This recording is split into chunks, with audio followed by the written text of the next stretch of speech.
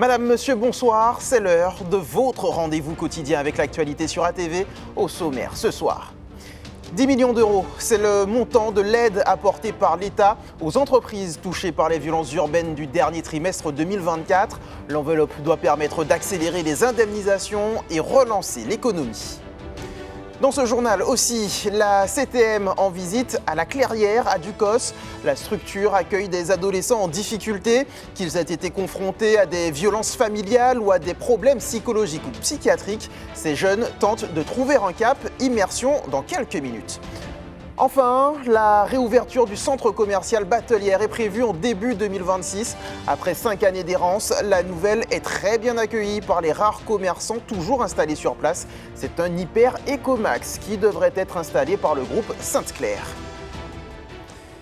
Incendie, pillage, dégradation, des centaines d'entreprises ont souffert des violences urbaines en marge du mouvement de lutte contre la vie chère en 2024. Pour répondre à la détresse du monde économique, l'État débloque une enveloppe de 10 millions d'euros afin d'accélérer les processus d'indemnisation et relancer une économie fortement fragilisée. Les détails face à la caméra de Ryan Anias. Pour bénéficier donc de l'aide de l'État, donc pour le mois d'octobre et de novembre, puisque ça sera possible sur les 2 mois, les entreprises doivent aller sur notre site impôts.gouv.fr, donc sur la rubrique professionnelle et sur leur messagerie sécurisée, donc remplir un formulaire donc qui sera en ligne dès demain, 25 septembre à 12h30 et ce jusqu'au 30 novembre 2025. Donc c'est une procédure exclusivement dématérialisée, j'insiste, il n'y a pas de formulaire papier spécifiquement pour cette aide. L'aide exceptionnelle accordée par l'État est un dispositif attendu par nos entreprises depuis plusieurs mois, notamment par le petit entrepreneuriat qui caractérise le tissu économique du territoire. Il est vrai que le grand entrepreneuriat a été écarté du dispositif, même s'il a été impacté également durant le dernier semestre 2024. Le ministre a annoncé cette aide en mars dernier. Nous avons eu le soin de discuter avec la Chambre de commerce et d'industrie, le MEDEF, la CGPME, pour évoquer le dispositif qu'on allait mettre en place. Nous sommes beaucoup inspirés de ce qui a été fait pendant la crise Covid et de ce qui a été fait aussi en Nouvelle-Calédonie. C'est très similaire au dispositif pour les émeutes de Nouvelle-Calédonie. Et que nous ont dit les entreprises? Ils nous ont dit, écoutez, il nous faut quelque chose de simple, qui soit vraiment pas compliqué, pour qu'on puisse toucher un maximum d'entreprises. Et surtout, n'oubliez pas les petits. Donc nous avons conçu ce dispositif dont on ne peut pas connaître à cette heure le nombre d'entreprises qui pourront en bénéficier. On va le découvrir à travers ce guichet. Tous ceux qui seront éligibles, évidemment, bénéficieront de l'aide qui est prévue. La violence, certains tentent de s'en éloigner au sein du centre La Clairière à Ducos. Cette maison d'enfants à caractère social accueille 28 jeunes âgés de 12 à 18 ans, des adolescents qui n'ont pas été épargnés par la vie. Loin des regards, ils retrouvent un cadre strict mais bienveillant afin de se reconstruire. La structure a reçu la visite de Serge Letchimi ce matin. Le reportage de Ryan Anias.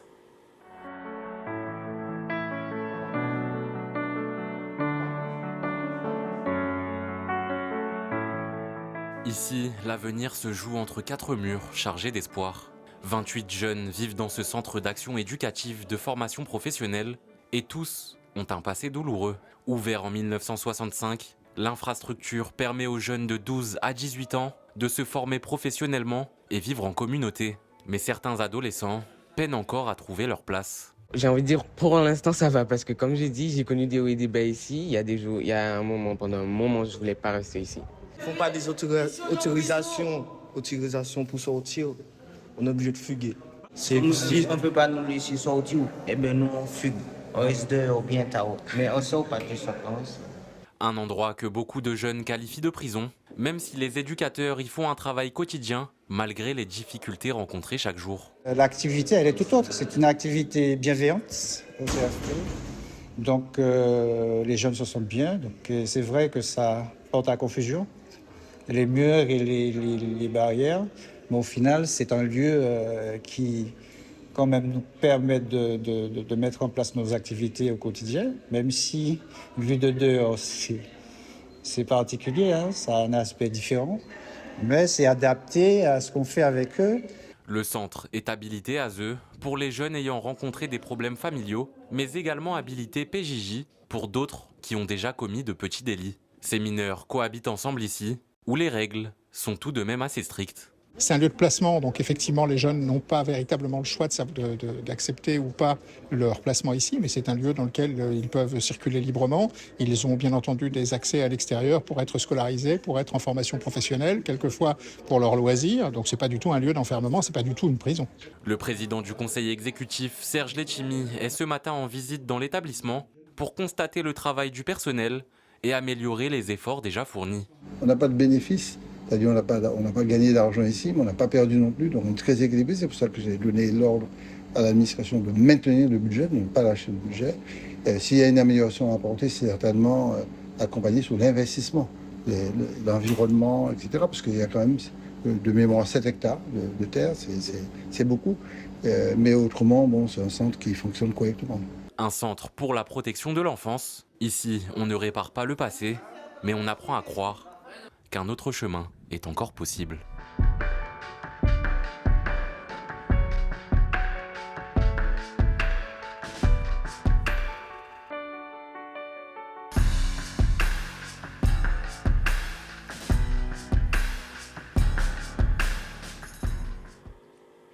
À la une aussi de l'actualité, le centre commercial Batelière à Schellcher devrait rouvrir ses portes au premier trimestre 2026. C'est ce qu'annonce le nouveau propriétaire des lieux, le groupe antillais-guyanais Sainte-Claire. Une très bonne nouvelle pour les rares commerçants encore présents sur place. On fait le point avec Louis Sabas. Hyper Ecomax, c'est la nouvelle enseigne qui devrait briller sur la façade de l'ancien centre commercial La Batelière en 2026. Repris par le groupe antillais-guyanais Sainte-Claire qui concentre son activité sur la distribution et le tourisme. Une annonce rafraîchissante pour les rares commerçants encore sur place après 5 ans de traversée du désert.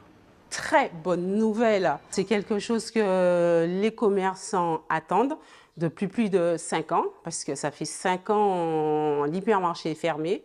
C'était une survie complète, parce que beaucoup de boutiques ont fermé. Il y avait une vingtaine de boutiques et il en reste 6 maintenant. Il y en a quand même une qui est en redressement judiciaire. Nouvelle aussi enthousiasmante pour une clientèle habituée au centre commercial. Pour moi, c'est une très bonne nouvelle, dans le sens où c'est resté assez trop longtemps fermé, ça aurait dû réouvrir un petit peu plus tôt. Ça fait trop longtemps. Quand vous allez ailleurs à côté, il y a tas de monde. C'est une très très bonne nouvelle parce que bon, on n'aura pas besoin de prendre la voiture pour aller faire les courses. C'est beaucoup plus facile.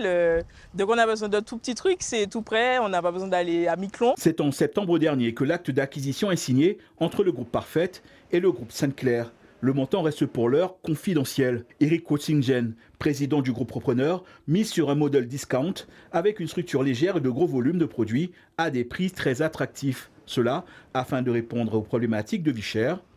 L'Hyper Ecomax et le centre commercial entier devraient rouvrir après travaux, au mieux au premier trimestre 2026.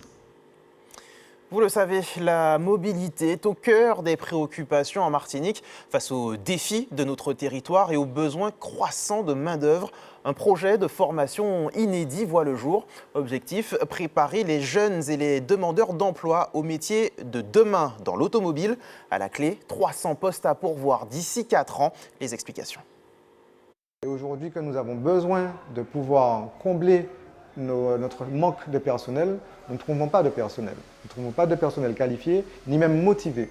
Il est important que tout le monde prenne conscience, notamment les jeunes et les demandeurs d'emploi, qu'il y a des opportunités, il y a des postes à pourvoir immédiatement. Nous aurons 300 postes à pourvoir dans les métiers de la mobilité d'ici 3 à 4 ans et les dispositifs de formation en sortent à peu près 20 par an. Donc nous aurons une vraie problématique et cela veut dire que concrètement, pour le citoyen lambda, demain il a un accident, mais il aura un délai de 3 à 4 mois pour pouvoir avoir une intervention sur son véhicule. Donc il aura un délai d'immobilisation de son véhicule, ce qui va entraîner un coût, soit parce qu'il faudra qu'il loue une voiture ou parce qu'il ne pourra pas se rendre à son travail. Et aujourd'hui que nous avons besoin de pouvoir combler notre manque de personnel, nous ne trouvons pas de personnel. Nous ne trouvons pas de personnel qualifié, ni même motivé. Il est important que tout le monde prenne conscience, notamment les jeunes et les demandeurs d'emploi, qu'il y a des opportunités, Il y a des postes à pourvoir immédiatement. Nous aurons 300 postes à pourvoir dans les métiers de la mobilité d'ici 3 à 4 ans. Et les dispositifs de formation en sortent à peu près 20 par an. Donc nous aurons une vraie problématique. Et cela veut dire que concrètement, pour le citoyen lambda, demain il y a un accident, mais il aura un délai de 3 à 4 mois pour pouvoir avoir une intervention sur son véhicule. Donc il aura un délai d'immobilisation de son véhicule, ce qui va entraîner un coût, soit parce qu'il faudra qu'il loue une voiture ou parce qu'il ne pourra pas se rendre à son travail. Après avoir conquis les palais antillais et hexagonaux, les chocolats Lozéa poursuivent leur développement et font briller la Martinique aux 4 coins du monde. Il y a une dizaine de jours, c'est à Los Angeles qu'ils ont présenté leurs produits. On en parle tout de suite. Thierry et Théo Lozéa, bonsoir. Bonsoir. Merci à tous les deux d'avoir accepté notre invitation. Alors Thierry Lozéa, on ne vous présente plus, président fondateur des chocolats Lozéa. Théo, vous êtes chef de projet innovant dans la structure familiale finalement, c'est ça? Voilà, depuis maintenant 2 ans et demi, j'ai rejoint mon père Thierry chez Frères Lozéa.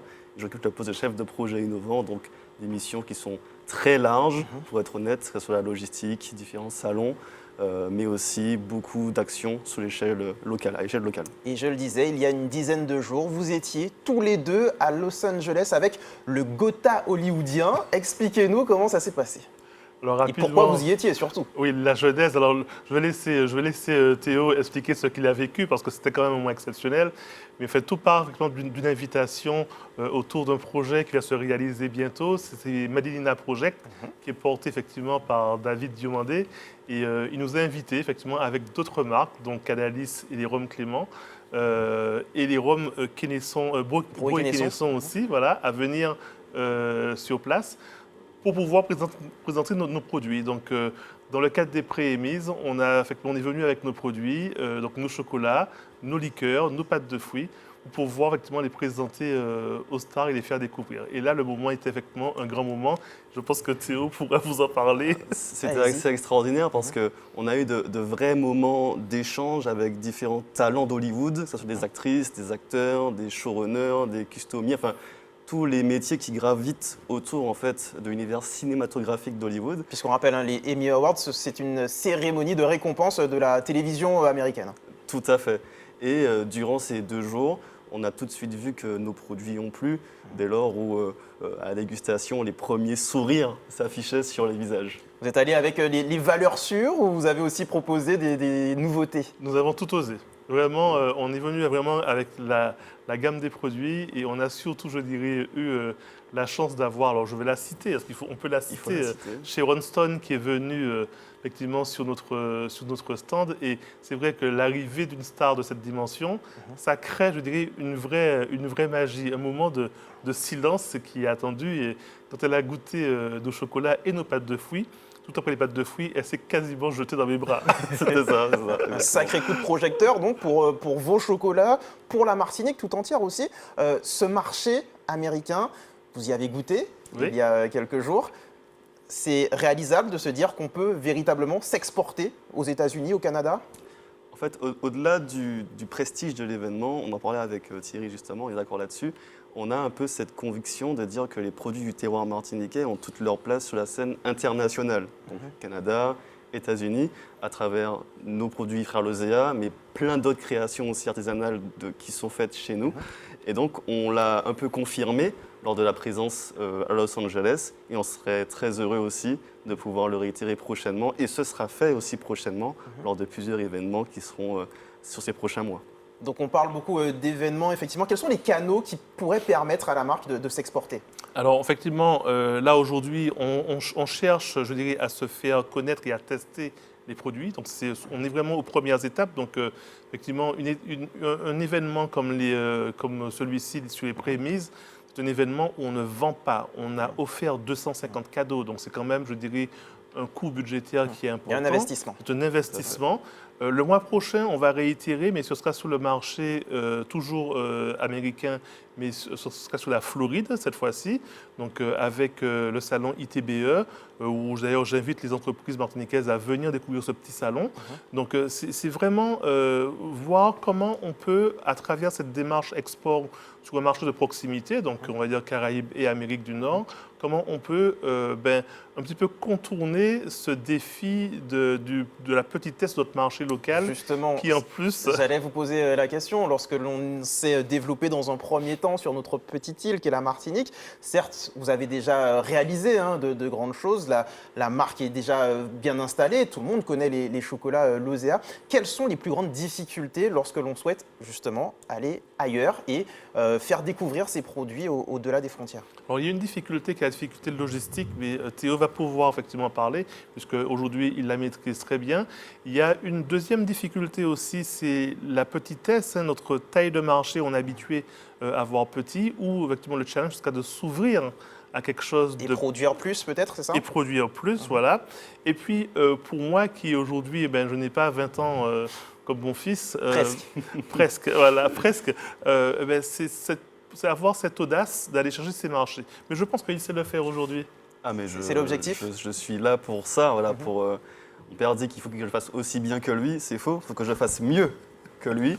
Et donc on parlait avant de la contrainte logistique, c'est vrai que on a eu durant ces dernières semaines plusieurs petits réglages à faire pour pouvoir aller à Los Angeles pour trouver ce marché-là, notamment avec la contrainte qu'on connaît tous, c'est la partie température des produits. Le chocolat avec des pâtes de fruits, il faut ne pas dépasser une certaine température, mais aussi la partie réglementation et exigence du pays qui va du coup recevoir nos produits. Il faut se mettre en conformité et ça demande des recherches, du temps et des coûts aussi. Une dernière question avec tous ces objectifs pour rassurer tout de même nos téléspectateurs et téléspectatrices. Les fêtes de fin d'année approchent. Nous aurons tout de même nos chocolats sous le sapin et sur les tables de réveillon, on l'espère. Oui, bien sûr. L'objectif, ce n'est pas de déshabiller Paul ou habiller Pierre. L'objectif, c'est vraiment de pouvoir amener un élément de croissance à la société. Je dirais aussi un élément d'espoir pour nos collaborateurs, parce qu'effectivement, est-ce que sur un marché qui s'appauvrit, qui diminue, ça peut effectivement rendre triste quelques-uns et se remettre dans une dynamique de développement, retrouver de la croissance, faire trouver de nouveaux marchés, Caraïbes, Amérique du Nord, Europe et peut-être ailleurs encore. Parce que même si ce sont des petits marchés, mais aller les chercher et surtout bien les faire. C'est ça le challenge, c'est le faire bien. Et c'est pour ça, effectivement, j'ai aujourd'hui Théo à mes côtés qui cherche à vraiment très bien faire ce travail. Et on vous tiendra informé de la progression et des conquêtes des territoires. Et continuez à faire briller la Martinique. Merci beaucoup Thierry et Théo Lozea d'avoir accepté notre invitation ce soir. Merci. Passons sans transition de la confection de chocolat à celle de produits ménagers. Je vous avais prévenu, le service santé publique de la ville de Fort-de-France et Madininer organisait un atelier aujourd'hui. Objectif, réduire la pollution de l'air intérieur en fabriquant soi-même ses produits d'entretien. Hélène Sérignac. Du savon noir, du bicarbonate de soude, du vinaigre. Dans cet atelier, on apprend à fabriquer soi-même son liquide vaisselle. Une manière de lutter contre la pollution de l'air à la maison, due à l'utilisation des produits ménagers que l'on retrouve dans le commerce. Les produits ménagers émettent énormément de polluants, donc des composés organiques volatiles notamment, surtout lorsqu'il y a des parfums dedans. Ce sont des produits qui sont assez irritants et qui peuvent avoir des impacts sur le long terme, donc comme des maladies respiratoires, des maladies cardiovasculaires, etc. Parmi les participantes, certaines sont déjà des initiées. Aujourd'hui, ça m'a permis de me conforter sur ce que je fais déjà à la maison. Parce que je suis quelqu'un d'un peu allergique et j'ai toujours préconisé le savon noir pour nettoyer, la bicarbonate, le vinaigre, tout ce qui est naturel. D'autres y voient un moyen de faire des économies. Plus forcément d'avoir des produits qu'on fait soi-même rapidement avec des ingrédients qui ne coûtent pas cher, qu'on trouve facilement. C'est vraiment le plus pour économiser et puis aussi faire attention à notre santé et protéger nos proches. Bref, des produits ménagers moins chers, plus naturels, faciles à réaliser, mais quelques recommandations à respecter. De manière générale, les ingrédients naturels qu'on va utiliser, ils seront meilleurs pour notre santé. Il y a des choses à faire attention quand même, comme les huiles essentielles qui sont à proscrire plutôt pour les personnes sensibles, notamment les femmes enceintes, les bébés, les personnes asthmatiques et allergiques. À venir, l'atelier de fabrication de cosmétiques maison. Vous pouvez d'ailleurs retrouver toutes les recettes sur le site de Madininer. La nouvelle saison de Tropicatrium est bel et bien lancée. Demain, vous avez rendez-vous avec la pièce de Maroussia Pourpoint, Conversation avec Joséphine. Elle y met en scène l'influence de Joséphine Baker sur son parcours artistique. Hélène Sérignac a pu assister aux répétitions. Regardez. That even sun go down. Woo! Feeling tomorrow like I feel today. C'est un spectacle qui mêle musique, danse et théâtre, donc c'est un peu un ovni, un objet hybride. Je suis accompagnée sur scène par le tambouiller Philippe Gouillet-Montout. Et donc c'est un spectacle, un dialogue avec Joséphine Baker et non de Beauharnais, parce que je sais qu'en Martinique ça peut prêter à confusion. Il s'est passé quelque chose. Quoi? Je cherche. Ce n'est pas un biopic sur la vie de Joséphine Baker, il s'appelle Conversation avec Joséphine parce qu'il y a vraiment un dialogue entre Joséphine et moi. En fait, Joséphine Baker, c'est une figure qui a beaucoup influencé mon parcours artistique. Finalement, elle m'a en quelque sorte servi d'idole qui m'a aidée à m'élever en quelque sorte. 1925. Je foule pour la première fois le sol français.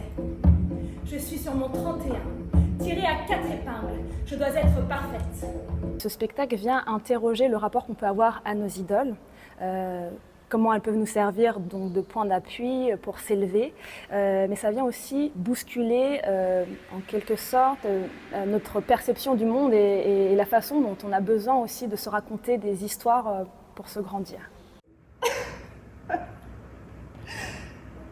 La nostalgie de ce quartier minable? Non, rien pour moi là-bas. Haine, misère, violence, c'est tout. Je suis là, c'est moi qui l'ai voulu. En sport, une centaine de pongistes étaient réunis samedi au Hall Pélière Donatien à l'occasion du 2e tournoi de pré-saison. Toutes les catégories étaient concernées, y compris les non-licenciés. Coup de projecteur ce soir sur 2 jeunes pousses qui montrent déjà de très belles choses dans leur catégorie. Robert Beauregard et Christian Victorin. Ils ne sont encore que des enfants, mais déjà ils jouent comme des grands. Paul, bientôt 11 ans, Mathéo, 9 ans. Depuis à peine 2 ans, ils découvrent le tennis de table et les voilà déjà champions de Martinique dans leur catégorie. Chez les poussins, Mathéo Sbafi du Sporting Club Lamantinois ne laisse aucune place au doute. Tête de série numéro 1, il domine avec assurance et s'impose en finale face à son coéquipier Adrien Dede. À seulement 9 ans, il s'affirme déjà comme une référence. Je suis très satisfait et puis j'espère que les autres aussi vont se mettre au ping-pong et je les encourage tous. Les objectifs cette saison sont devenir champion de Martinique Benjamin. Chez les moins de 15 ans, c'est Paul de Gentil du club franciscain qui prend la lumière. La finale oppose 2 franciscains et Paul l'emporte au terme d'un duel tendu contre Gaëtan Mainbourg. Il tient son rang et confirme que son titre de champion Benjamin n'est pas le fruit du hasard. Je suis content d'avoir joué déjà, d'être arrivé en finale, c'est déjà très bien. J'essaierai d'être premier minime et premier cadet, si je peux.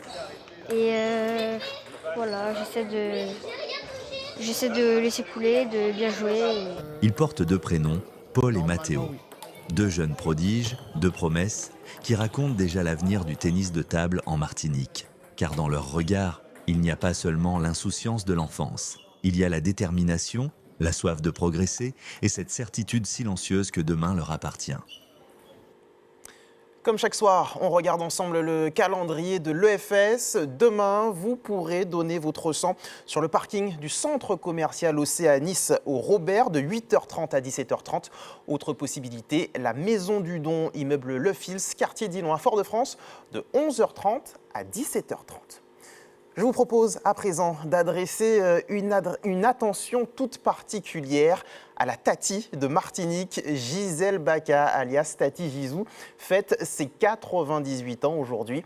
L'occasion de revenir sur certains de ses plus grands titres. Joyeux anniversaire, Tati Gisou. Ramona, j'ai fait un rêve merveilleux.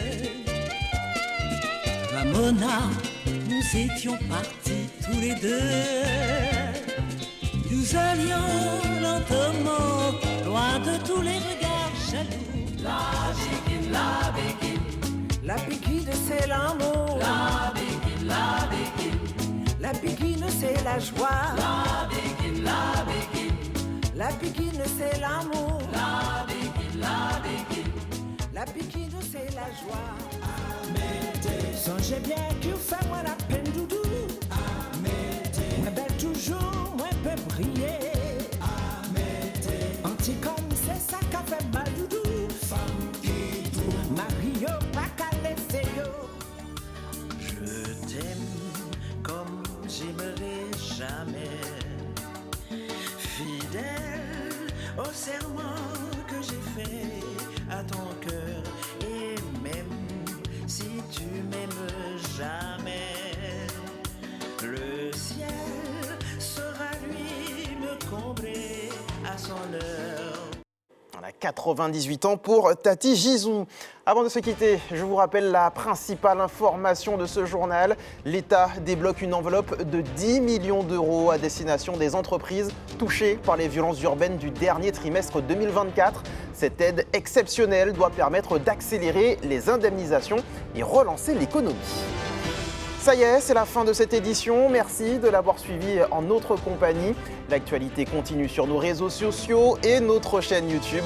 Quant à moi, je vous donne rendez-vous demain, même heure. On se quitte ce soir avec ces magnifiques images de Saint-Joseph. Passez une excellente soirée sur ATV.